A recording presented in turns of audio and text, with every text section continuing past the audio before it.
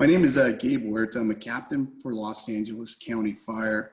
I currently work at Hazmat Fire Station 150. I am the task force commander. There are 4 different task forces, hazardous material task forces in the Los Angeles County, and only one is type 1, and that is housed with us at Fire Station 150. We have the hazardous material response team, which it consists of 9 personnel. 5 of them go on this rig there that you see in front of you on the picture. 4 are assigned to an engine. So we have our jurisdictional engine company that also serves and responds to 911 calls, brush fires, and anything else within our district. We just happen to have an extra piece of equipment, kind of like trying to be very, very cautious of the taxpayers' money, accomplishing 2 things with one stone in terms of being prudent with our money, stretching the dollars. The hazardous material task force is nothing more than responding to emergencies that required hazardous materials monitoring and expertise, not just fires, but it could be leak and anything relating to hazardous materials within, whether it's on the road or in a warehouse or anything in that matter here. I wanted to talk about hazmat. I want to give the 30,000 foot view, and then I'll kind of generically cover some of those things. I don't think I need to cover specifically everything because it's a lot of information, but I want to give you the 30,000 foot view level, and then we'll dive in and specifically talk about what to expect, what to do, and then we'll answer questions. How's that sound? Of course, you guys can't respond because you're on mute, right? It sounds good. So we hear you. only one person is not on mute here. Okay. That's right. Keep unmuting myself to talk to you. Okay, and you can hear me still, right? So I don't know what I look like. I don't know if I have to do anything to the screen, but let's see. I guess, okay, here it goes. I still don't see myself, but that's okay. Can you guys see me? Or We no, can. you can't. Okay, Yep. So very quickly, I don't know. Obviously, we have a lot of the warehouse owners or managers or principals here, different warehouses, different sizes here. Just know that there are over 17 million chemicals out there. They can be shipped at any time, in and out, just transition, either hitting your docks and then onto the trucks and to their final destination. It's very difficult to say what mixes with what cannot mix with what, but just know that there's a great deal of danger out there because of the hazmat. And we can go to the next slide here. Okay, so let's talk about a little bit of the history, why there's so much emphasis on hazmat. Back in 1975, there was basically the Hazmat Transportation Act. That was the very first place where hazardous materials, environmental legislation was introduced and funding started. And this is basically to prevent, there's some dangerous people out there, you know, for the sake of making money. They're dumping hazardous materials in landfills and really polluting streams. So there had to be something added. And that's when the EPA came into play, the California Air Act, the Clean Water Act, the Oil Protection Act, the so many different acts. I mean, I can go on, but unfortunately, just like every bureaucracy, this thing just kind of grew and grew and grew. And then here, I just wanted to let you know that there are some enforcement agencies that help out, that can reach out and touch each one of the businesses if you violate any of the codes and federal regulation codes, and not just the state, local, but the federal regulation codes. And those are the ones on the left there. So each one of these agencies help support the Hazmat Transport Act, which basically reaches out to the enforcement from the inspector to the health program officer to the EPA and even OSHA. So without going into great detail, this is this slide will obviously be shared, but you can see the different agencies. And this is nothing more than a large bureaucracy. Believe me, I'm pro-business, but also, I mean, at the sake, without offending anyone, I'm pro-business. I want to make sure that everyone does it safe.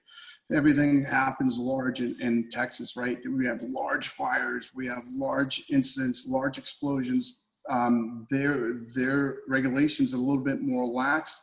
California is a little bit, I think some cases a little bit too strict, and that's why we see less. And we are in a high risk, low frequency type of business. I'm not just talking about large warehouse fires. I'm talking about hazardous material releases and hazmat incidents within your warehouse. Can we go on the next slide, please? Okay, so let's talk about the hazmat incident. Like I was saying, that this is a high risk, low frequency. And once again, there's a lot of regulations, and there's a lot of things that can come down if we don't comply with what's been set in stone. AQMD, OSHA, Code of Federal Regulations, NFPA, and even industry. We have industry that can that reaches out and helps patrol themselves. And then from a 30,000 foot level, it's all about training your folks. Your folks, most of you may have a safety compliance officer, something to do with safety, or you designated someone in human resource to be like that safety training person. There is mandated training and safety meetings and stuff that they have to have and document. And this is nothing more than making sure with whatever hits your dock or hits your warehouse or what you store is in compliance, and your employees know how to act, what to do in the event there's not just a fire, but a release. In terms of training your personnel, like I said, anything that hits your warehouse, everything has a classification system, right? Classifications from flammables, solids, liquids, oxidizers, and so on. So these things from training, classification, and everything is packaged in such a way that meets the regulation, Department of Transportation, to one, get to your dock, but also it has to be packaged and stored if it is redistributed, repackaged in order to hit the final destination, whether it's a drop shipment or onto the refineries. Let's talk about communication. Communication is nothing more than the MSDS, or if the emergency information file, if something catastrophic happens in your warehouse, in your business, you need to be able to communicate that effectively over to the first in company officer or the investigation officer trying to determine cause, or better yet, the first arriving company officer that is trying to show up and mitigate whatever emergency or problem that we have.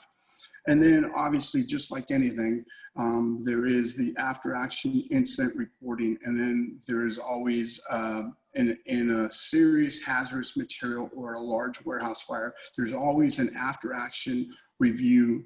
And sometimes, like I know we recently had a large Amazon third-party warehouse distributor go on fire. Some of these incidents take 6 months, 12 months to really investigate, put in an after-action report. So it gets out not just to all the fire emergency responders, but actually hits the field. So the industry could learn from that and make sure that we don't repeat this mistake. And unfortunately, a lot of the federal code of regulations, a lot of regulations that are established, EPA, Clean Water Act, Clean Air Act, have to do because the gross negligence of past business operatives. And I know that we've moved way beyond that. Sometimes it feels like if you just sneeze wrong, you'll get the EPA or OSHA on your back. And believe me, sometimes that even as a company officer, I have to remind these people, says, we can't regulate the businesses so much where they have to shut down or can't conduct business, because keep in mind that the businesses that actually conduct the business, generate the tax revenue, that pay our salaries. So there is a letter of the law, and there is like this gray area. And I like to always operate in the gray area and give business the benefit of the doubt, because bottom line, I got to say that we don't all go to work or decide today I'm going to go to work and I'm going to do the shittiest job possible. I mean, we all want to do good. So sometimes even as a company officer, I have to remind some of these agencies, some of these key players that we can't just squeeze the business owners and the business operations so tight that it make it impossible. Sure, we have to comply with the regulations, but sometimes we don't have to be like, almost to the point of being Nazi. Next slide, please. I apologize, I slipped a bad word there. Okay, so let's talk about the dangers. First of all, the dangers. The dangers are obviously the most important thing is life, right? So in our business, we are going to risk life to save life. We are not going to risk life to go in and quickly mitigate or put a fire out without giving a second hand if it's a completely empty building. So in the event you have an emergency, a catastrophic explosion, or a fire that quickly takes off within your warehouse, you have to know that you have to designate a point of contact. I know that you guys must have some type of, especially the ones that have many employees, some type of PAR reporting accounting, because one of the first questions that will be asked by a company officer is everyone accounted for? And that's very difficult. It can be very challenging. So you have to have a system, because if we don't have a PAR, if we don't have everyone accounted for, that's when we make these risk management decisions. And where we by obligation, and not only because it's our right, but it's our obligation to go in and risk our lives to go and seek out and find the employees where they might be trapped or might be compromised in order to save them. So in a way, so when you guys work on your emergency information files, you have to make sure that you designate the managers to quickly get a PAR, whether the warehouse gets divided into four sections and you have someone reporting at all times. Now, I know it's tough because you have different shifts, people coming and going, but just know that that's a key question that you'll be asked. And then you have to have some type of format, some type of written documentation in the after action that you have a system in place. In the event of emergency, not everyone reacts like they're supposed to. Some people actually go to their vehicles and take off, so therefore you can't count them. But you have a document, emergency evacuation plan, and who's in charge and what happens. You have to have that in the event something catastrophic happens. And this is all in the after action review. This is what the agencies that I listed previous slides that will be investigating. So in order to cover the company and cover yourself civilly, you got to make sure that that's taken care of. Let's go back and that talks about the life. So once again, we risk life to save life. We're not going to risk life to save the spotted owl, right? Because some people say it tastes like chicken, but don't tell anyone. I haven't tasted the spotted owl, but some people say it tastes like chicken. Okay, I can't see the smiles or anything, but I assume there's some smiles out there. So the instant priorities are life, property, environment. Well, in the near future, I'm sure it's going to be environment, property, life, but for now it's life, property, environment. So these are the priorities. So once we get that taken out of the way, we want to make sure that we're in compliance for the, so there isn't any fines. If we're grossly negligent of what we need to do, what we need to have, what parameters have been set, if we don't comply with the inspections reports, if we've been dinged over and over, not only will the insurance companies not cover, some people, often those big brush fires, and I'll just go off on a tangent here, those brush fires that happen out in Malibu,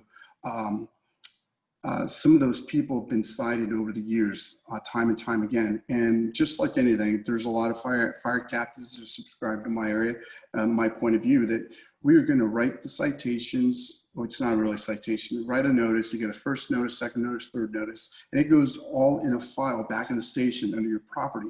Where a lot of these people don't know that you might be protected under your insurance. But the insurance, if you read the fine print, fine clause, it says that you have to be compliant with all regulations, fire authority.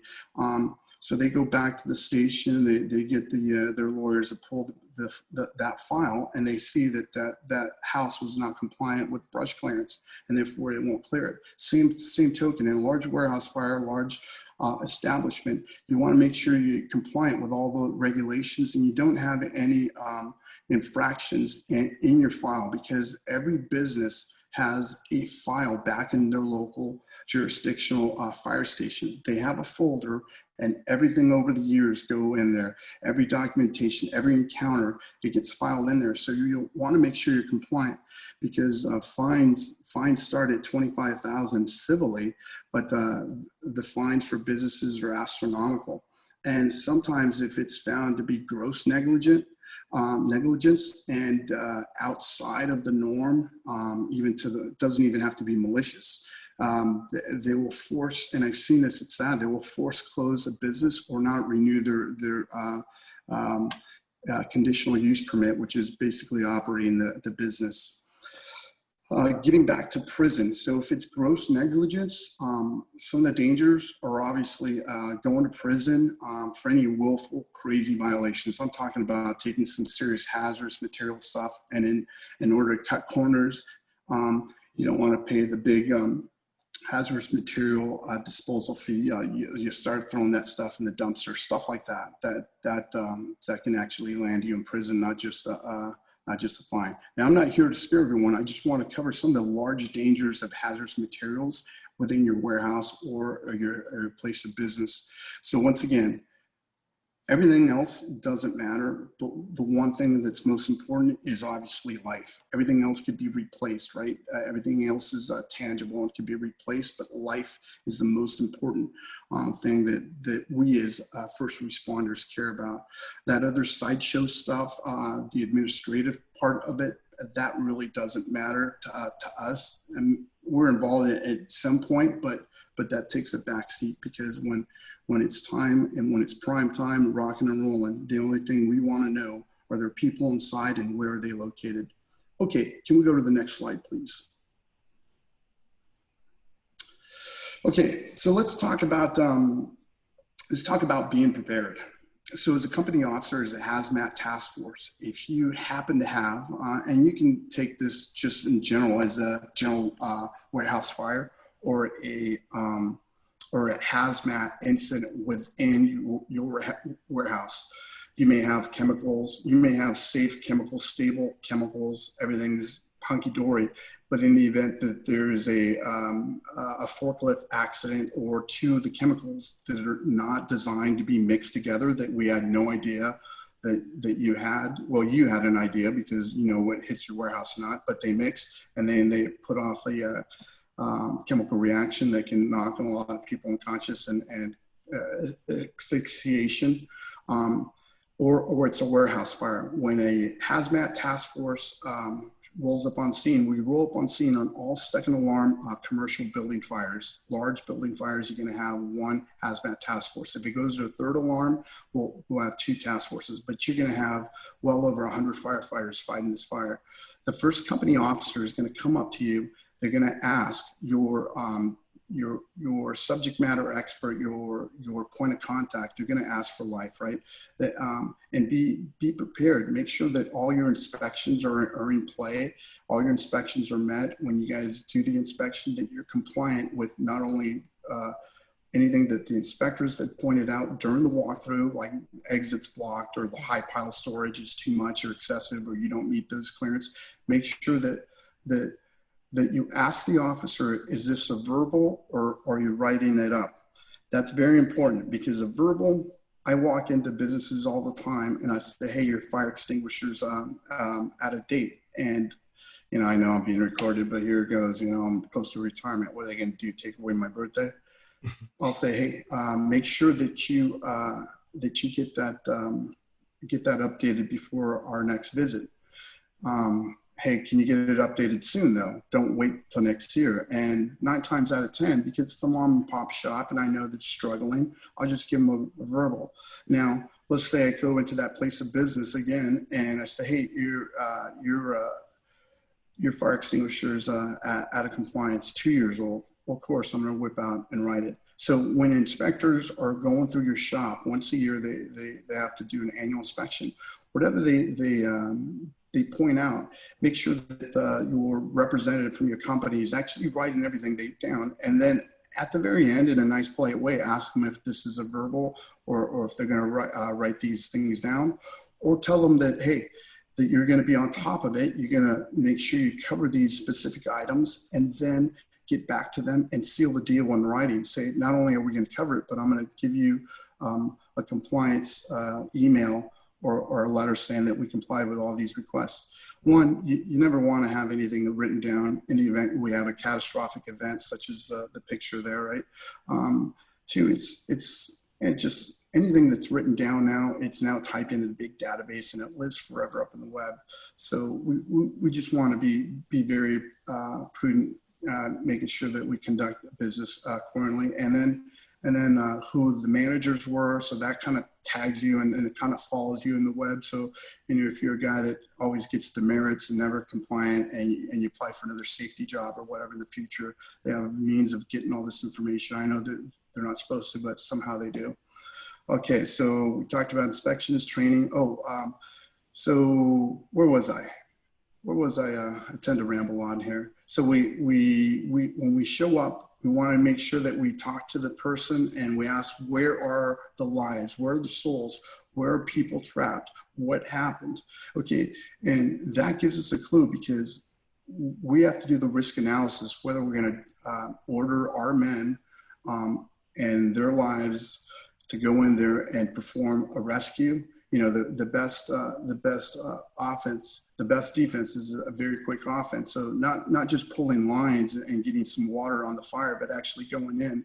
And it doesn't have to be a raging fire or like an outside recycling fire like you see. There's been instances, and you can Google them. I didn't put them on the slide, but there's firefighters that have died in cold smoke. That means nothing more than most of you have facilities that are sprinklered, I would think, and if some of them don't, they're just grandfathered in. But firefighters die in cold smoke all the time, so it'll be smoky conditions. They just run out of air looking for those people. So it's very important to know where they are. It's also important that your point of contact, that when we show up on scene, they have a layout map of the facility, not just your entrances and exits, but basically where the main body of people operate and what's where. So nice little 8.5 by 11 sheet of just the overall layout. And that'll give us a good picture, and it'll give us a good foundation of how to effectively, quickly go to work on a rescue.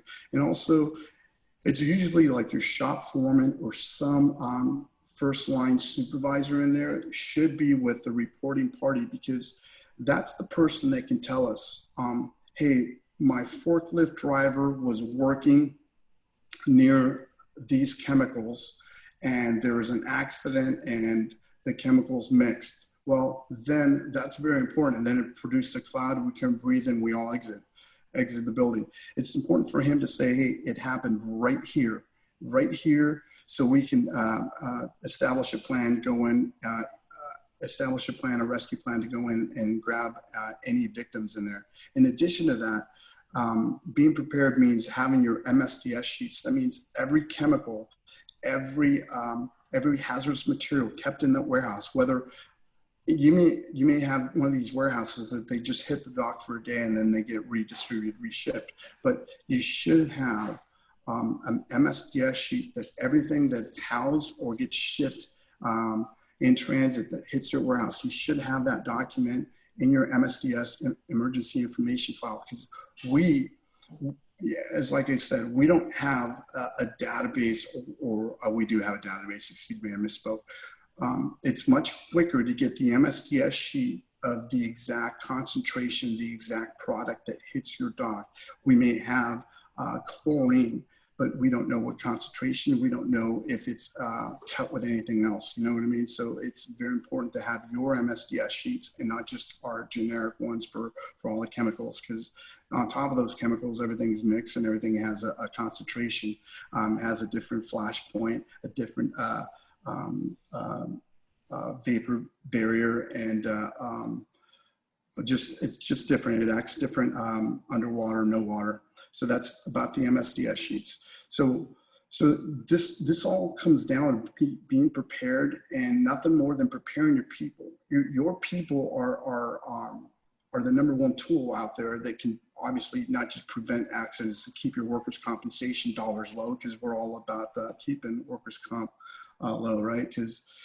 But training your people, and make sure you invest in your people. I'm not saying like throw crazy payroll dollars at it, but invest in your people. Let them know. Let your first line managers spend some time, have them walk around and say, hey, if this happens, what are you going to do? Hey, where's the nearest exit? You know, that works so much better than putting everyone in a room and having like this boring lecture. Hey, here's what we have to go over. I mean, have your first line managers or your emergency response team, or whoever you have for emergency preparedness designate, have them walk around and have them just kind of talk to the managers and get them engaged, get the employees engaged, because something happens. I don't know what it is, but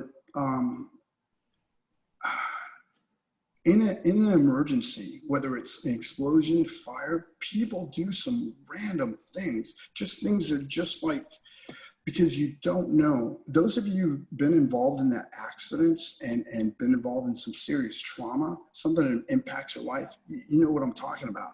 But something happens where your rational thinking just kind of goes out the window, and you in the military, we call it the fog of war. It just, everything's not right, and you don't react and respond accordingly. Well, most people don't. Some people actually rise up to the occasion, and those are the people that want to apply for the firefighter, right?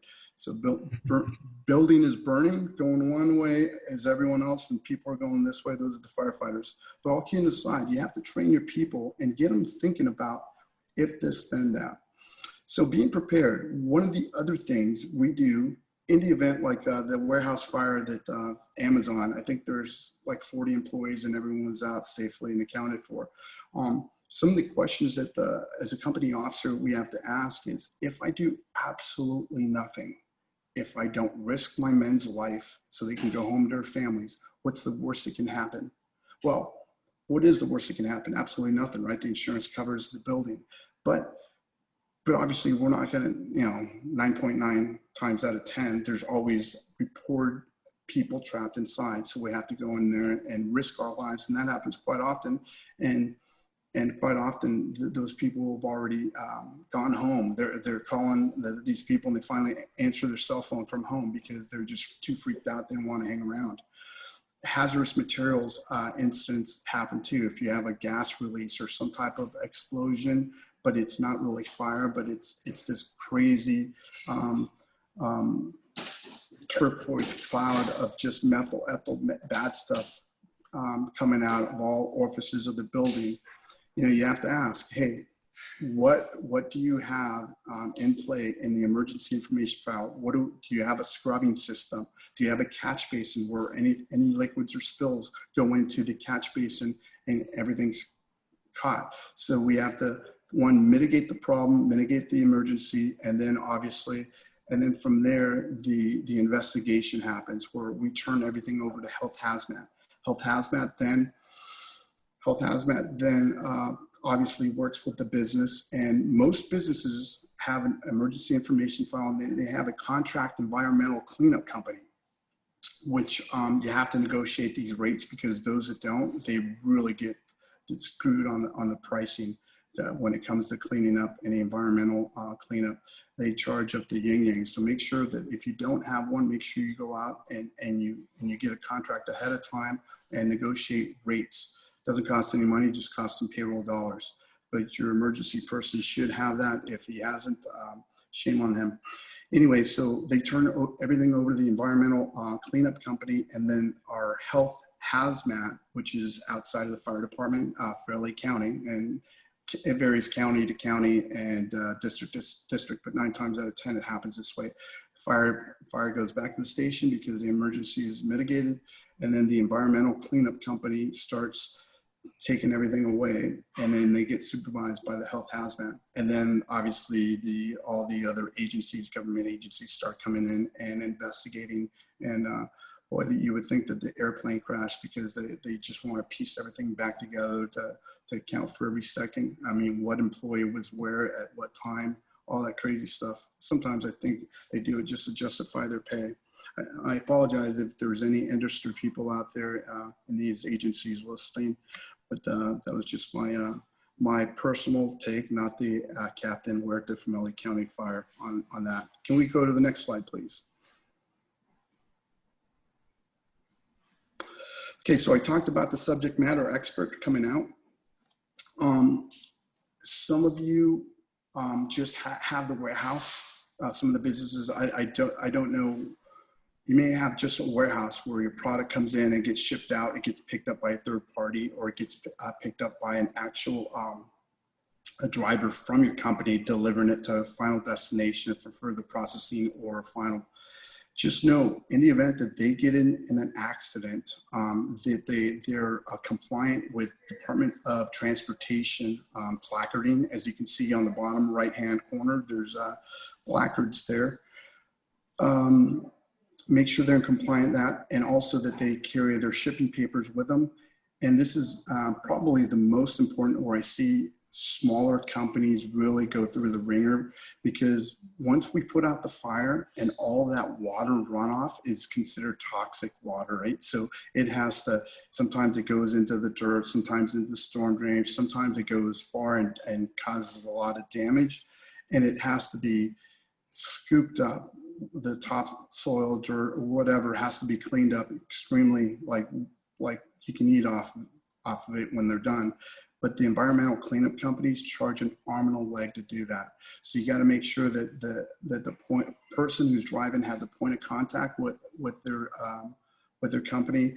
They have an emergency information file. If something goes catastrophic, this is what you do here in this instant. And also their shipping papers, because what's happening, and I'm not saying your warehouses, we have a lot of stuff coming from Mexico from down below, and stuff that they say that they have, they meet the lowest compliant regulations, but the stuff that's being actually shipped is being shipped wrong, and the exceeding the quantities that they're allowed to ship, which causes a lot of danger, especially the corrosive acids when they get in accidents, or they get the head-on collisions on the freeway. So we talked about subject matter expert. We talked about life, the MSDS sheets. Obviously, our first arriving company officer, whether it's one of your semi trucks on the road or the warehouse, they're going to ask the amount of liquid, the amount of chemicals. Is it a liquid? Is it a solid? Is it a gas? Where is the remote? Is there a remote shut off? Can we shut it off remotely?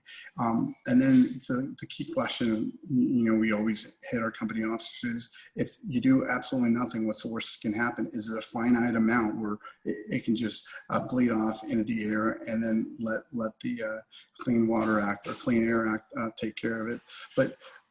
But do we have to risk our people's lives in order to go in there and mitigate that?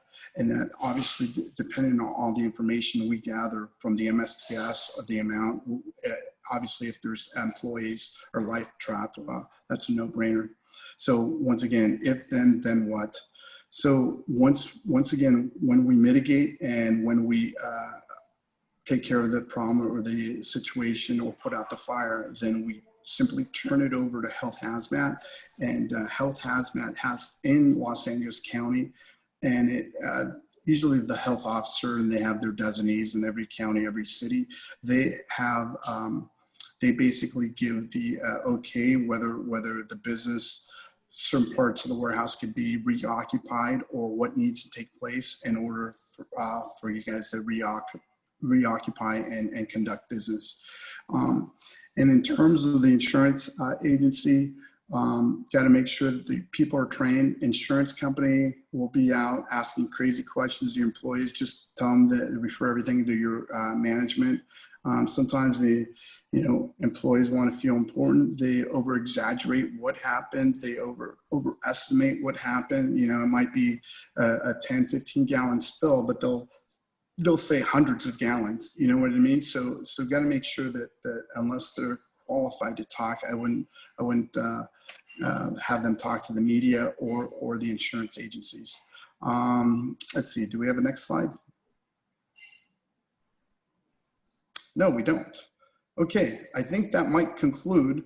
Like I said, there was another guy going to talk about some other stuff. I might have covered some of his items, but I guess we'll open it up to questions. And if I don't have the answer, I will reach out and hopefully get an answer for you. If not, you can give me demerits.